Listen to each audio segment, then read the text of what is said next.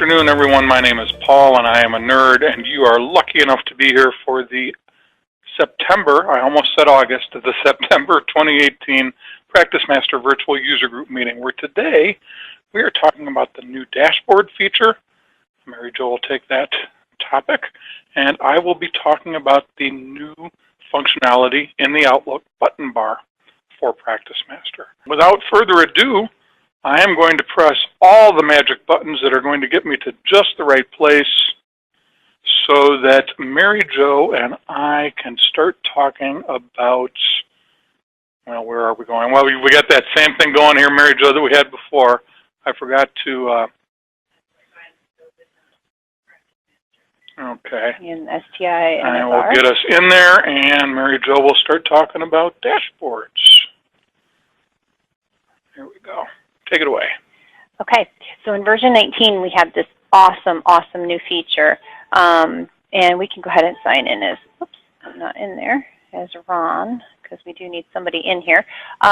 So we have an awesome new feature called the dashboard, and let me just get this view switch because I think we might have been using the same setting for something else. Let me get our new standard theme back up here because this is only available in our new theme, okay? So when we come into the new version 19 PracticeMaster, we have our My Actions and All Actions, which we've discussed in other bugs. But the other tab up here is called the dashboard. This is brand new, and I love it. I think everybody here and everybody that I've seen so far really likes this. So the dashboard view gives you information that's pertinent to you as a user.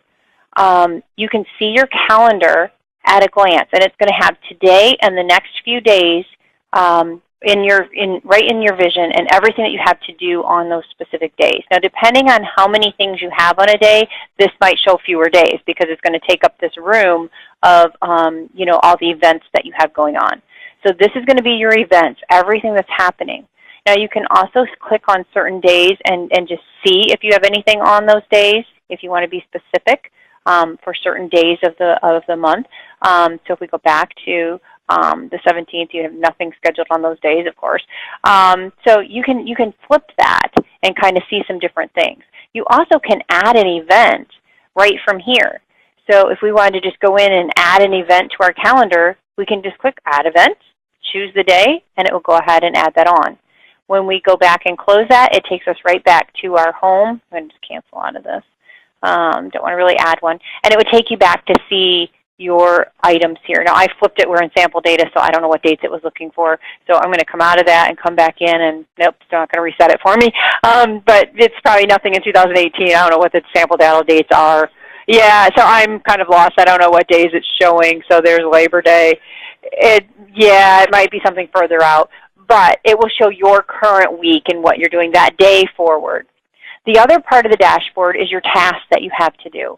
So this is going to give you all of your overdue. It'll give you everything that's current, everything that's coming up, whatever way that you want to, not way, but all of the outstanding tasks. I think we were just talking about coffee and talking fast, and I didn't even have any coffee, so I'm just going to slow it down. All right, so these tasks on the right are going to be all of your outstanding tasks. So if you've got some that are due, overdue, whatever they are, they're all going to show over here on the right-hand side in the task list. You can also add tasks right from here by clicking Add Task, and that will go ahead and add a task for whatever day, whatever time that you want to set that reminder for, whatever you want to do there. You can do that as a quick click right here from that screen. And then the last part is probably one of my favorite things down here is my Recap of Hours report. This is a different view. It's a graph view of my time. And this is where I can see how much billable and non-billable time I have throughout certain days, and I can see it in a graph mode.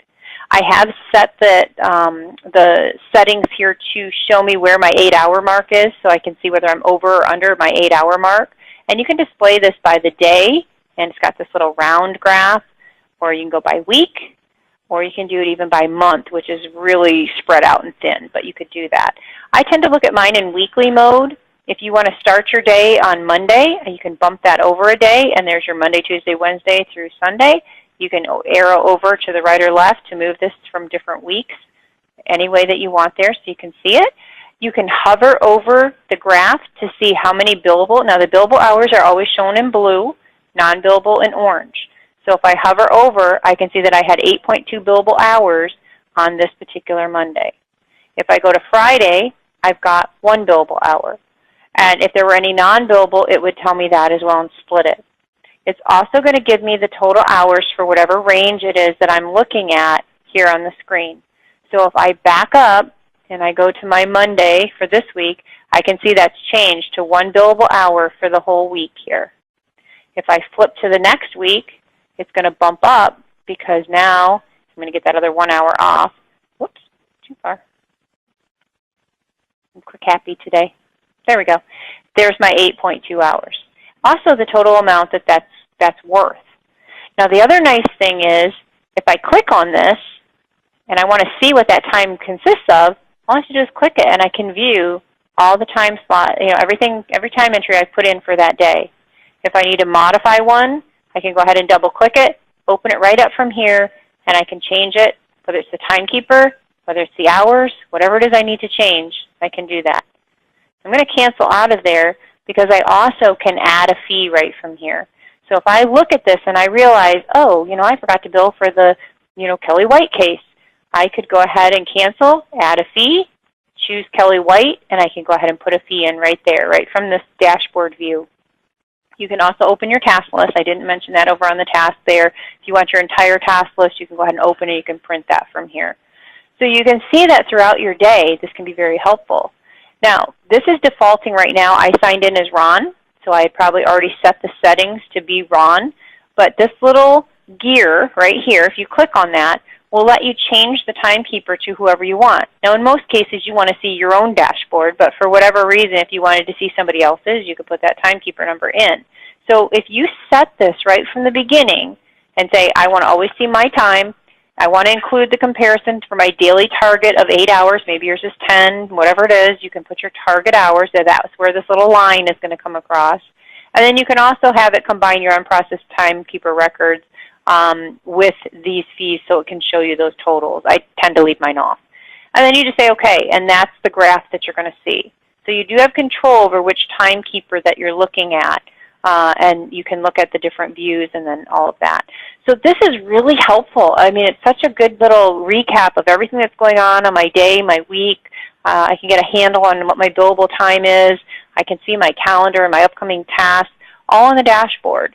And as long as you come back to home, that's where that lives. So this little home button, I'm on the home, that's where I can get that. So if I've opened client file, all these different files, and have all my tabs across the top, as long as I come back to that home button, there's my dashboard. Paul? Awesome. Very good. I'm going to talk about some enhancements that were made to PracticeMaster, but not in PracticeMaster. So I'm going to go ahead and open up. I think, Paul, we had a question real quick, though, first. Okay. Somebody's asked, can you restrict the view to the user only? Yes. And yes, you can do that. It's really who they have rights to see as a timekeeper. And while we're asking about that, if the timekeeper is not allowed to see the rate that's being charged or the amount that's being charged, they will only see hours here. They won't see the total amount. There are some firms where they don't want the timekeepers to see that number, and that is part of the access profiles and would be set up there. And if you don't want to see it, you can also hide that recap so that you can make just your calendar view be your main view.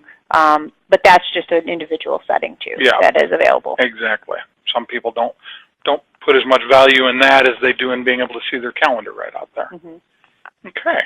So I'm going to go back into Outlook. And I'm going to get into my deleted items so I don't mess with stuff that I don't want to mess with. And we're going to take a look at two things that have been changed here. Now, you probably know that you have a PracticeMaster ribbon, and that PracticeMaster ribbon allows you to journal emails.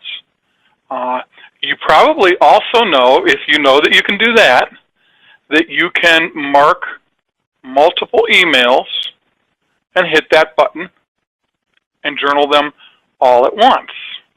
And if you know that, then you probably know that prior to version 19, when you did that, it would let you mark all four, in my example, all four emails, and it would let you hit the journal button once, but it would still pop up 4 different windows for you to identify for each email what client it belongs with.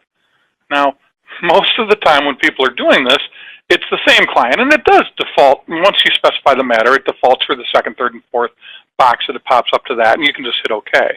But the new functionality does this. Instead of taking you to a screen where you can immediately identify the client or the contact, it also gives you the option to create them all silently or to view each journal record before saving. So if we say this, then you don't specify the client and contact now. You say OK, and it shows you the first email that's going to journal and lets you specify then. And then when you say OK, it shows you the second and lets you specify, and so on and so forth. That's the old way. But if you do this, whatever you specify here will be applied immediately to all 4 of them, and they'll just all 4 or 7 or 27 be journaled immediately to that particular matter or contact. I don't usually see people journaling emails to contacts, but it's possible. We do have a few people that do it. So that's that silent multiple journal record journaling, multiple email journaling, is the new functionality as far as that goes. The other thing that's really cool is that if I start an email, there is a new button in here called Attach PM Document. So in the past, you would have to jump through some hoops to get that PM document into this email. You'd either have to put it on your desktop or access it directly without going through PM. But now, in this email, we can simply hit this button. It will load the PracticeMaster document management screens, where I can look at all of them, or maybe by type, or by extension, or just my documents. And go ahead, Mary.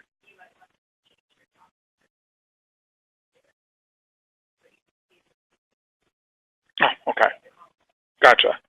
So anything that you would do to find this email, changing the column layout, changing the sort order, maybe you originally defaulted to sorting by description, now you want to look at it by date. Maybe you're looking for my docs and you want it sorted by date, oh, and there's the one that I want, the most recent one, and you just click it, or click the check if you're going to select multiples. And when you're all done, say OK, and they get attached to your email. So that's it. 2 functions that have been added to PracticeMaster's Outlook integration, the ability to silently journal multiple emails to the same matter, and the ability to directly from within a new email attach documents to be included in that email directly from PracticeMaster's document management. Mary Jo, did you find any more questions over there? Okay, I'm glad you're looking, because apparently I wasn't paying much attention when you were talking. It's been a while since we've done this without a moderator. So next month we will be talking about reordering fees. That's tabs. Fonts in the PracticeMaster screens. Mary Jo will show you what new functionality we have with regard to fonts in PracticeMaster screens. And I'm going to talk about being able to restrict fields. There might be certain fields in certain types of files that you don't want people to be able to edit, or maybe you only want certain people to be able to edit. And so that functionality has been introduced, and we'll talk about it in 1 month. Okay, another question? Oh, it's kind of the same thing. No. I'm sorry, the question was, how does the journaling differ from that in World Docs? It's really the same thing. We call it profiling to World Docs. We call it journaling to PracticeMaster. It's unusual for a firm to be doing both. If you have World Docs, you're probably putting your emails in World Docs. Although I have a couple of clients that will put their emails in PracticeMaster and their documents and everything else in World Docs. But it's unlikely that you would take emails and both profile them to World Docs and journal them to PracticeMaster. It's kind of the same concept. So it doesn't really differ. It's kind of the same thing. Another question, Mary Jo? Yes, there's another question. How do I load the PracticeMaster tab to Outlook? That's a good question. Pretty straightforward. We go into Maintenance, Integration, Toolbar Plugins, and then you click. There's a bunch of tabs. There's a bunch of toolbars that you can, plugins that you can install. The one you're looking for is Outlook, and you simply say Install. Okay. A lot of people get hung up here. They really want to install the Outlook toolbar, and so they go into Integration, Outlook Synchronization. That's something totally different. So don't go there. I'm going to cancel out. Instead, Maintenance, Integration, Toolbar Plugins. Okay. So next month, fonts in the fonts and font sizes in the screens in PracticeMaster and the Restrict Fields functionality. How do you update to version 19? These, of course, are two things that we've shown you today that are specific to version 19, as are the two topics from next month. We have started, or I should say the folks at Tabs 3 PracticeMaster have started to roll out the updates to people who are on maintenance. It's, as you probably know, it's not something that you get in the mail anymore. That's been a long time gone. It's not even something you get in an email anymore. It's just one day you will log into your software, and if you're a manager, you'll get a pop-up that says, your version 19 is ready. Here's how to download it. We can help you install it, and you can, you're welcome to do it yourself. If you have a need, you can also call me or email me, and I will arrange to get your version 19 update before it would normally roll out to you. So either wait if you're not having an immediate need for some of this functionality, or if you do have something pressing and you'd like to get your hands on it quicker than it will roll out to you, just let me know and I'll take care of it for you. And as most of you that have been to these virtual user group meetings know, it's not complete until I take you to our website to show you how to get to our content. And so if you go to attorneycomputersystems.com, you will notice that I am emphasizing the last S in the word systems, and click on the word videos. Then you will get to a page that describes all 6 of our titles. 4 of them are live events, and of course 3 of those are virtual user group meetings, or what we like to call VUGs. You're currently in the PracticeMaster VUG. We have one for Tabs and one for World Docs. I'm getting laughed at, and I don't know why, but I'm going to find out later. And Coffee Pot webinars, which is something else that we do that's live. So, of course, these virtual user group meetings are what they are. You're in one right now, so you understand them. The Coffee Pot webinar is something that I give each month, where I bring somebody in from another company that has a product that adds value to either Tabs 3, PracticeMaster, or World Docs, and we have them demonstrate and talk about their product. And then we have our 2 pre-recorded titles, the eBytes video series and the Paul and Mary Jo show. Mary Jo records 3 eBytes every month, one for Tabs, one for PracticeMaster, one for World Docs. And these are little 2 or 3 minute videos where we take something really cool that we like to, that we can explain in 2 or 3 minutes, and we put it out there. The Paul and Mary Jo show is kind of the same idea, but a longer format. So for those things that are broader in nature or more intricate to explain, we will take 10 or 15 or 20 minutes, and we put out one of those each month.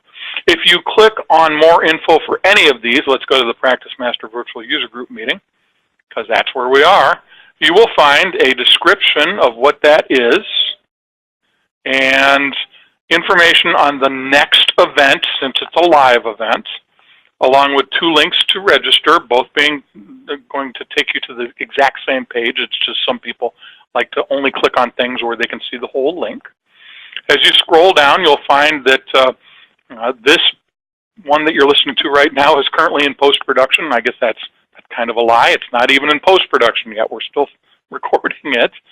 And as you scroll down even further, you should see, that's interesting, we're missing a video there. I'm not quite sure why, but you will see recorded versions of everything else that we've ever done. So we have about 850 to 900 videos on our site. We add about 9 or 10 of them every month. So there's a lot of content out there. You can also search it. let's say we're looking for how to email statements, you could just type email and hit enter and get to a longer format list that shows you every entry that has the word email in either the title or the description. So that's it. Please take advantage of this content. It's there every day for 24 hours, not 23, not 22, 24 hours, 7 days a week, 365 days a year. And that's it for today. Everybody have a good rest of the day, rest of the month, and we will see you in a month. Bye-bye.